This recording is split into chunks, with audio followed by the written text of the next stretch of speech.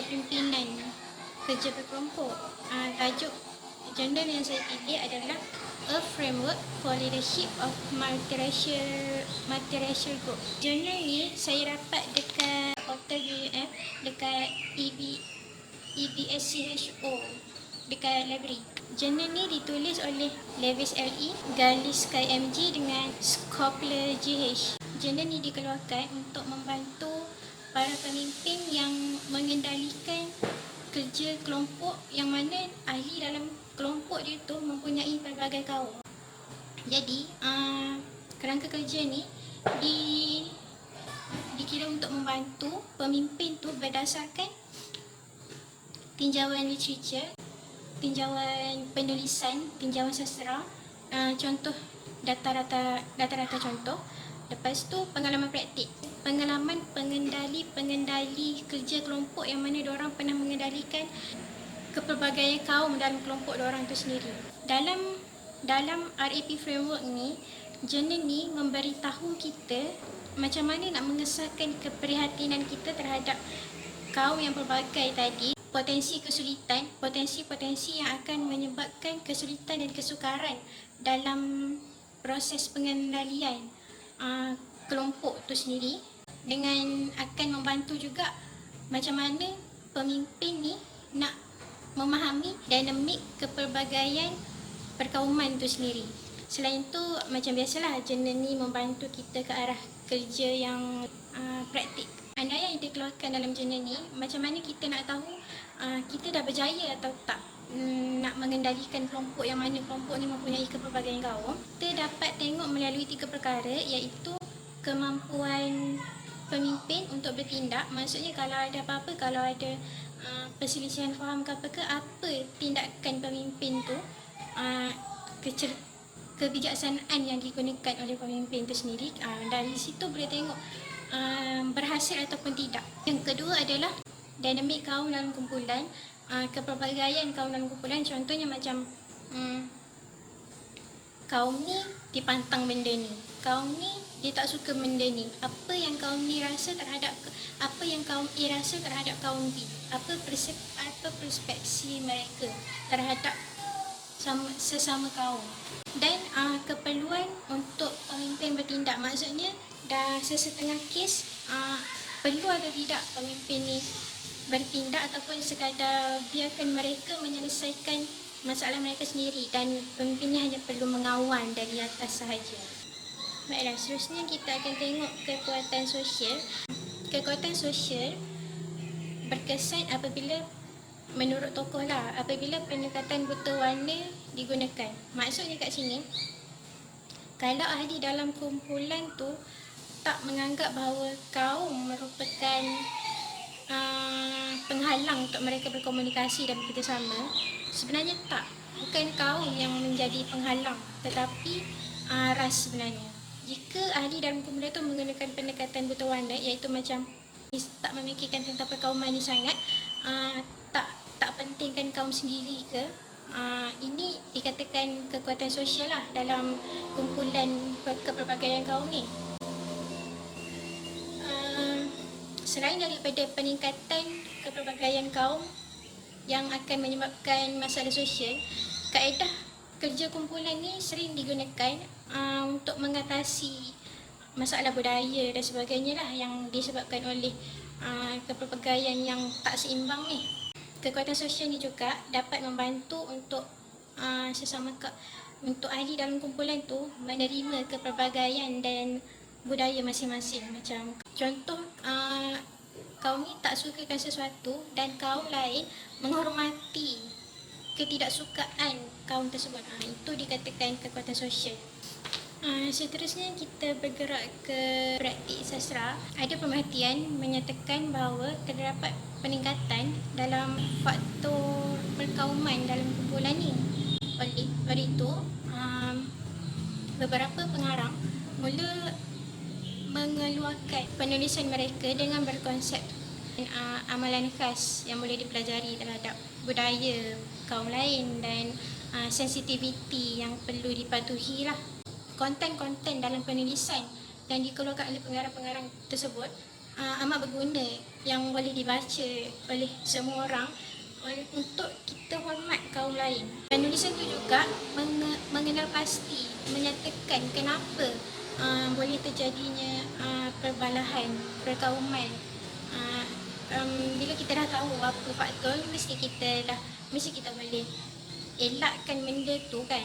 Penulisan ni juga memberi amaran potensi yang boleh menyebabkan timbulnya masalah perkauman itu sendiri. Baiklah, seterusnya pengalaman praktik. Pengalaman praktik jurnal ni dikeluarkan oleh pemimpin yang mana dah berpengalaman dalam pengendalian kerja yang mengandungi pelbagai kaum ni.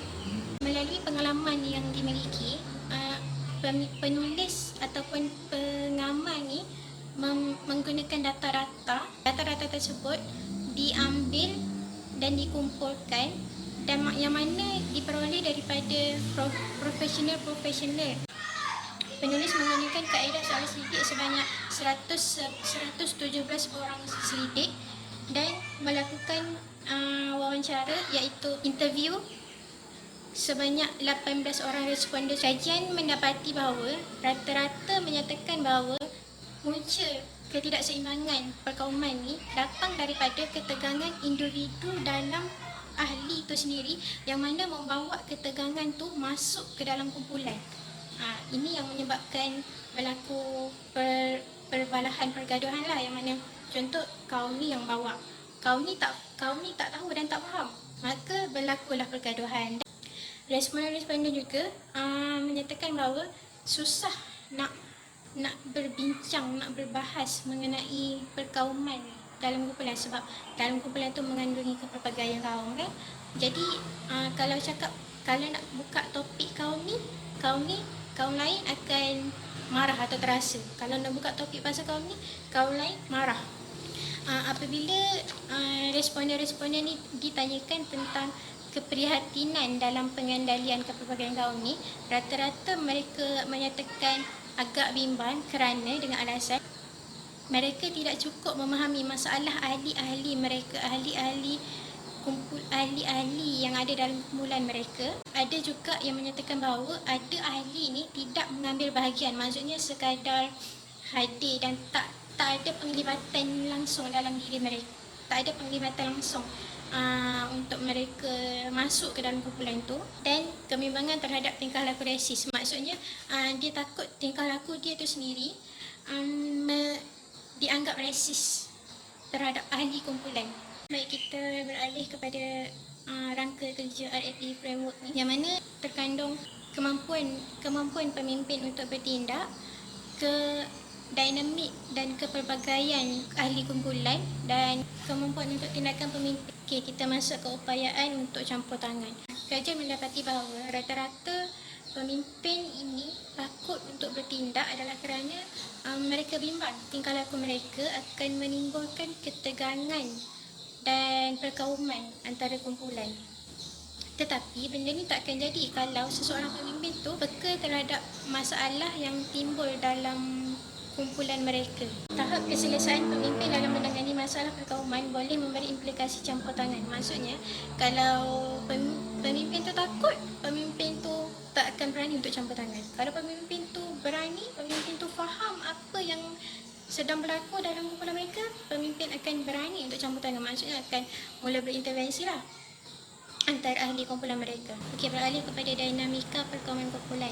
Pemimpin-pemimpin dapat mengelakkan berlakunya perkauman dalam kumpulan ni jika pemimpin tahu punca atau sumber yang menyebabkan ketegangan tersebut. Okey, punca atau sumber yang berpotensi menyebabkan ketegangan kaum boleh berpunca daripada individu yang ada dalam kumpulan, ataupun kumpulan itu sendiri, ataupun persekitaran kumpulan itu diadakan. Okey, dekat sini peranan pemimpin ni sangat diperlukan dari segi mengenal pasti masalah tersebut dan cuba untuk mengatasi masalah itu. Ketegangan kaum boleh berpunca daripada ahli dalam kaum itu sendiri yang mempunyai perspektif yang berbeza dengan ahli kumpulan yang lain, yang mana kaum yang lain. Okey, selain daripada itu, pemimpin perlu peka terhadap jumlah dan keseimbangan yang ada dalam kumpulan mereka untuk mengelakkan ketidakseimbangan antara peserta lah. Sebagai contoh, jika ada sesuatu kaum yang mana hanya dia seorang sahaja dalam kaum tersebut dan yang lain adalah kaum lain, kaum yang solo ni ahli kumpulan yang mana kaum dia seorang sahaja berpotensi untuk menarik diri ataupun tidak melibatkan diri dalam kumpulan, dan ahli kaum lain yang mana majoriti akan mendominasi kumpulan tersebut. Kebiasaannya perbezaan perspeksi yang dialami oleh sesetengah orang ni datang daripada pengalaman lampau seseorang itu sendiri, iaitu sosialisasi dan pengalaman kumpulan ataupun pengalaman kumpulan semasa. Contoh macam kalau dia dah ada pengalaman buruk tentang kaum lain pada masa lalu dia, maka perspeksi buruk tersebut akan kekal dalam mindset dia lah, dan akan menyebabkan perbezaan perspeksi dalam kumpulan tersebut. Okey, bergerak kepada keperluan untuk campur tangan. Rangka kerja RAP beranggapan bahawa keberhasilan atau berhasilnya seseorang pemimpin itu dalam pengendalian kumpulan adalah boleh dilihat dalam 3 cara, iaitu menyedari kepimpinan kritis dalam lingkar kaum. Maksudnya seseorang itu, pemimpin itu dia sedar atau tidak tentang kepentingan kritis yang dihadapi oleh kepelbagaian kaum ni. Yang kedua ialah menjangkakan sumber ketegangan. Maksudnya kita dah study tadi potensi atau faktor yang boleh menyebabkan ketegangan, dan pemimpin ni boleh menjangkakan sama ada situasi ni boleh menimbulkan ketegangan ataupun tidak.